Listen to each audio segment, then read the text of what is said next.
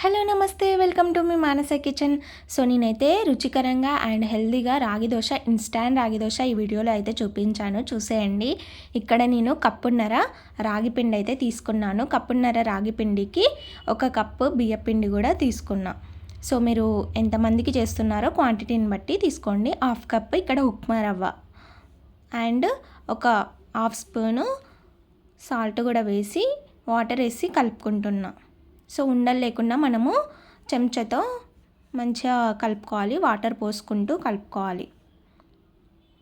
Consistency అయితే మనకి దోశ పిండి కన్సిస్టెన్సీ రావాలి. ఇక్కడ నేను ఒక 1/2 కప్ పెరుగు వేసుకొని 10 నిమిషాలు నానబెట్టుకున్నాను, మంచిగా కలుపుకొని. ఇప్పుడు ప్యాన్ మీద ఆయిల్ తీసుకొని ఆనియన్తో మొత్తం ఆయిల్ అంతా స్ప్రెడ్ చేసి దోశలాగా వేసుకుంటున్నా. చూడండి, మళ్ళీ దోశలా వేసుకున్నాక పైన ఇట్లా కొసలకి మనం ఆయిల్ అయితే పోయాలి.